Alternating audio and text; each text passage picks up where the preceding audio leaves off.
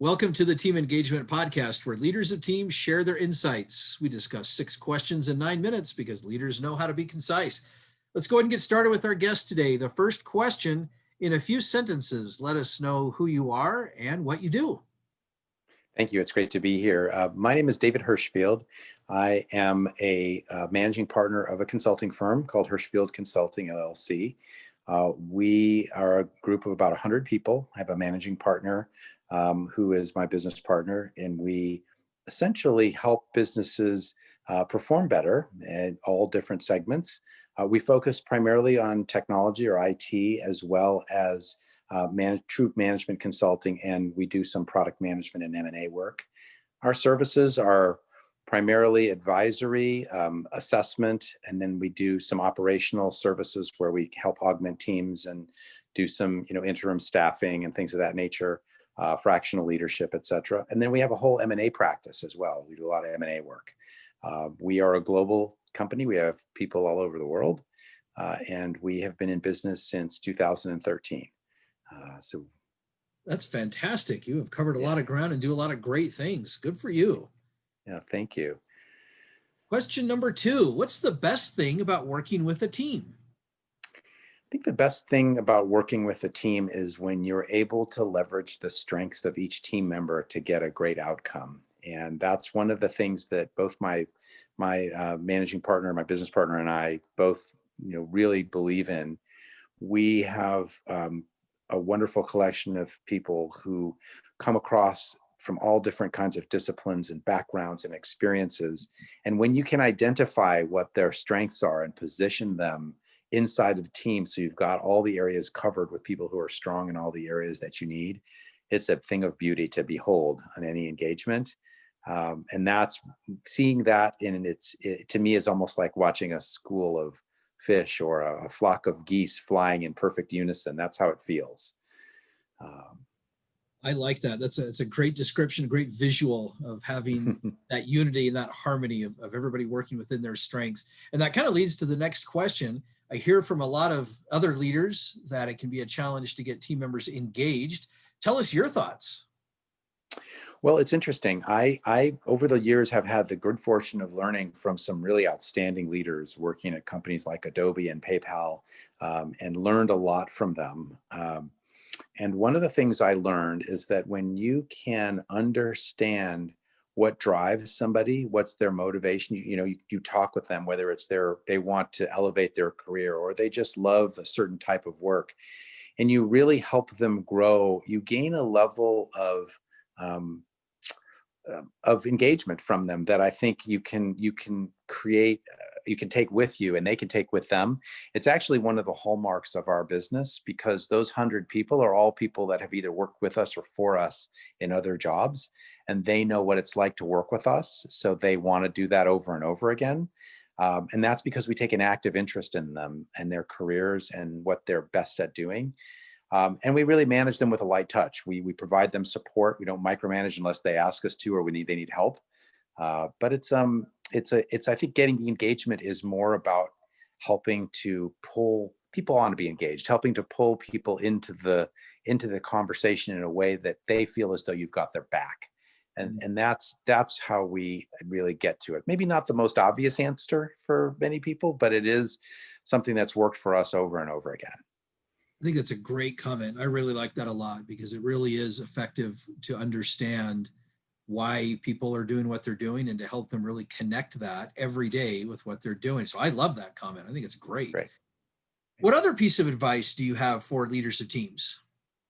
Well, I think one of them is to really know yourself. It's more important it is to know, and understand the people that you're leading. You have to be able to look in the mirror every day and ask yourself, am I doing the right thing? I have a wonderful, I used to be a facilitator for a leadership program called the Symphony, which basically uses the symphony orchestra as a metaphor for leadership, where the conductor is the leader. And there was a great little story they told us about how they formed the training. They observed a famous symphony conductor in Austria. And one thing they couldn't figure out over and over again was when he was rehearsing, he would frequently stop the rehearsal for a few minutes, take a break, and then come back. And he would disappear for 10 minutes. And they just couldn't understand what he was doing. So they finally asked him. It turns out that he was going back into his quarters, looking in the mirror and saying, "What am I doing wrong?" And to me, that captures everything about leadership, which is the more you realize how much you influence the people who work with you, and you understand your own foibles and your own strengths and weaknesses, the greater likelihood there is that you will be successful. What a great story. Thank you for sharing that. Sure. Question number 5. What other successful leaders of teams would you like to recognize that have had a positive influence in your life? Well, it's very interesting. I was very fortunate to have worked at Adobe in the days before Adobe, became what it is today. Um, and two people who were the founders of Adobe, Chuck Geschke and John Warnock, were the original founders. And I believe at least one of them is still on the board of directors. They're incredible. Their son actually worked for me in my team, so I know of how they handle people quite well. And then, the leaders of Adobe were just fantastic to work for, about how they treated people, how focused they were on outcomes, but doing it the right way. Those were really important days. And similarly, I had a great CEO at PayPal, Rajiv Dutta, who unfortunately since has passed away, but he was stellar at leading teams, and going forward with some great ways of helping to make PayPal what it is today. Mm. Thank you for recognizing them. I'm always excited to hear this, the answer to this particular question, because I'm always interested to hear whether it's somebody I might recognize or not, but either way, to hear of the people that have really had a positive influence, and how that helps you and everything that you've done. So thank you for recognizing them. Absolutely. Last question. Tell us about your first job. Well, it was entertaining. I worked my way through college in a job. Actually, I started the job in my senior year in high school, and then worked all the way through 4 years of college, at a food manufacturing plant. Hmm. And I started off in the R&D lab, washing beakers and test tubes. Not exactly a glamorous job, but then ultimately made my way into the plant, making 5,000-pound batches of almond seasoning and crepe mix and so forth. And ultimately, my last year there, I went back into the R&D lab as an assistant food chemist, and I actually made small batches and test batches for prospective clients, things that they wanted to make to be able to sell. And so it was a great experience. I loved the people I worked with. It got me through college. It helped finance my college education, and I also, to this day, have many fun stories and experiences that I will always cherish about that time. What a great first job.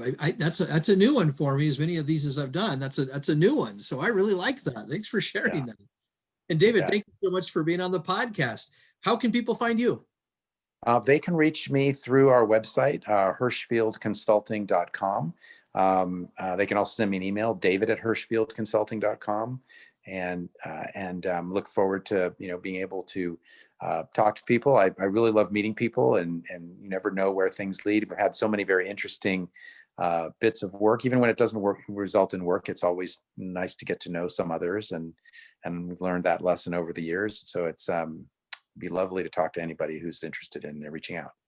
Fantastic. This is Sean Richards with the Team Engagement Podcast, where leaders of teams share their insights. For more ideas, you can go to teamengagementpodcast.com and download our engagement booster tip sheet. Again, that's teamengagementpodcast.com. Thanks for joining us today, and have a great day.